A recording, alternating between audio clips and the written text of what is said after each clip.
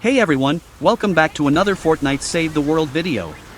So, I get this question a lot, why I always use base Kyle loadout for almost everything. Like if you know me, I mainly stream 160 missions, ventures and the normal daily missions.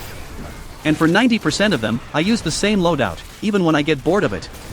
But actually, it's not the same. Yes, the commander is the same, base Kyle.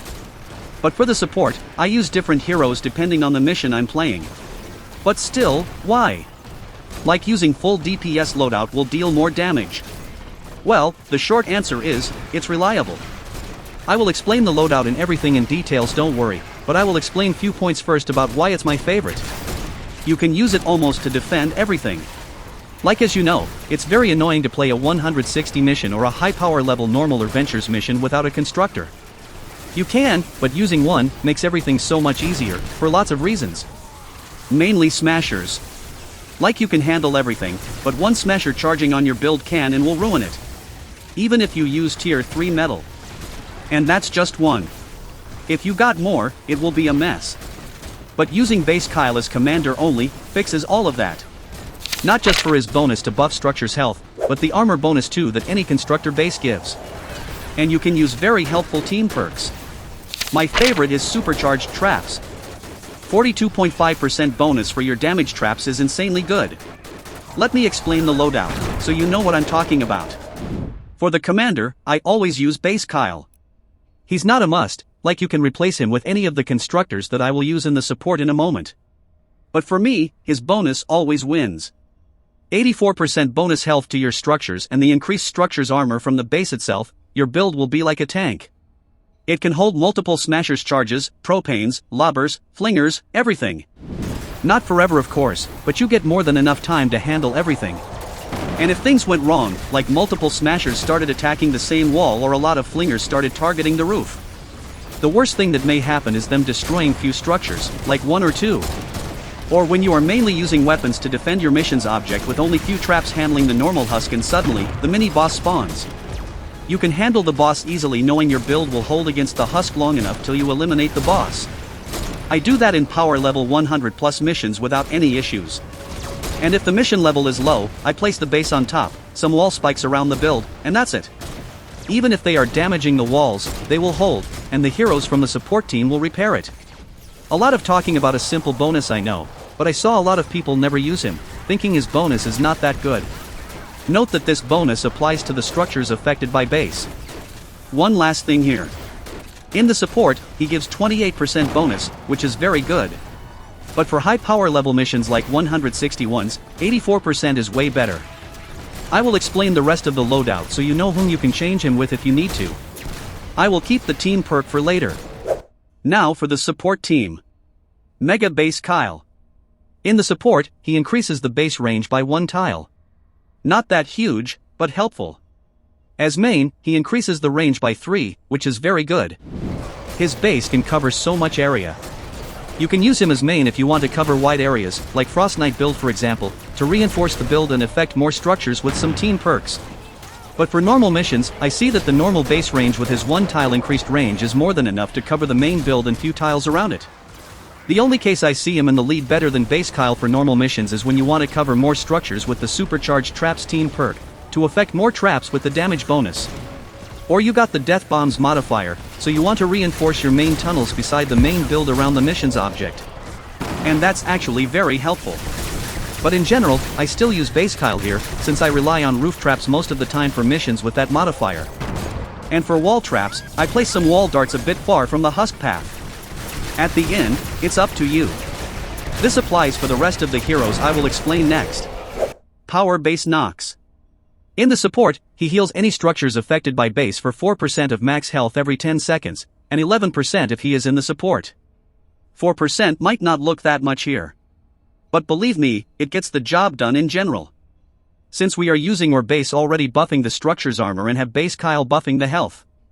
But don't expect to use that in 160 mission and let the husk damage the walls thinking he will handle that, because he won't. There are some uses actually for him when we use him as main when there's not many husk hitting our structures, giving him enough time to heal the structures. For the last 3 slots, we have a lot of options. Even you can use different heroes like soldiers and outlanders. But for this one, I'm trying to use full Constructor support team for the team perk, which is Supercharged traps. It's not a flat 42% actually, it's 8.5% per Constructor. And since I want a loadout that support my build as much as possible, I go full Constructors. My main goal is to support the build. Not to DPS, not to farm, not anything. My teammates will handle all of that. Now for my top options. Warden Kyle. Might be the weirdest option here for a lot of you. Like, who uses a healing hero in a loadout like that? Believe me, I used to see him like that too. But after using him for a while, he became a main in my loadout. Yes, you can use some healing pads and campfires. But with him, simply whenever you are moving around your build on any affected structures by base, he heals you. With lobbers angry to get you, bees around you everywhere, and love lobbers this season, he will help a lot. Defenders too, but I'm not fully sure. We all know how weak they are. Again, it's an option. The 3 damage constructors, I call them that. Each one of them are suitable for different situations, depending on the mission you are playing and your build style. Heavy base Kyle. Eliminating enemies standing on structures affected by base charges. Base after 30 charges, base emits an explosion which knocks back enemies and deals 39 base energy damage in a 3-tile radius. I won't use him as main here. For lower power level missions, it's okay, but not in the hard ones. Plus 3 tiles range is not the best for all the missions anyway. So, we have the other 2. Thunder Thora. Enemies standing on structures affected by base take 12.7 base energy damage every 5 seconds. Not that huge, I know, but it helps if your base is covering a huge part of Husk's path. And she is very useful actually as main in lower power level missions and ventures. I made a separate video for that, you can check it here. Electro Pulse Penny. Enemies that melee attack structures affected by base take 15 base damage. A very good lead too for low power level missions. I explain her loadout as well in the video I just mentioned. For me, I keep heavy base Kyle. Even he's not the best for all the missions I play, but I'm too lazy to change my loadout a lot. The Ice King. Enemies standing on structures affected by base are snared by 15%. Not a must, but helps to slow the husk a bit, letting your traps dealing more damage to them. And as main, enemies standing on structures affected by base are snared by 15%. Enemies that damage a structure affected by base are frozen for 4 seconds. Each enemy can be frozen once every 15 seconds. The key here is freezing the husk, not the snare. Mainly, for smashers. Whenever we are playing a hard mission and we need a second constructor for the build, I always recommend him. We still have a lot of other options too. Like Bomb Squad Kyle, for more armor. Or any constructor that buffs one of your favorite weapons you use a lot. A lot of them are melees, but we have Demolitionist Penny for launchers, which is very helpful. Or Harper for durability. At the end of the day, pick what suits you. Maybe Base Kyle, Mega Base Kyle and Nox are the 3 that everyone will use the most. But for the rest, it's up to your style. Again, always pick what suits you. Even if you will use a whole different loadout. If you know how it works, and enjoy playing with it, go for it. There are other team perks of course, but Supercharged traps my goal here. Like that's why I'm using full Constructor's loadout at the first place. I see it the best for someone whose main job to handle the build. But of course, it's useless for recycle builds. For the gadgets, it's up to you as well. But I see the banner and the slow field are the top 2 here. The banner for your team to spawn closer to the build in a safe location. Again, you are the support here.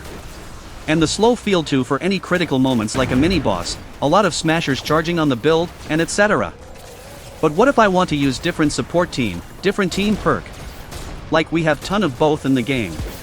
Can't I just use only one constructor as lead for example to defend the base, and for the rest, a DPS heroes buffing a certain ability or weapon? Well, stay tuned for the next video. And that's it for this one. Don't forget to use code Larsis in the item shop and Epic Games Store if you want to support me, helps me a lot. As always, big thanks for all the channel members, super chat on the stream, everyone uses my creator code, and all the support, really appreciate it. Like, subscribe if you are enjoying the content, so YouTube algorithm will suggest the video for more people. Hope you enjoyed the video, and as always, see you in the next one.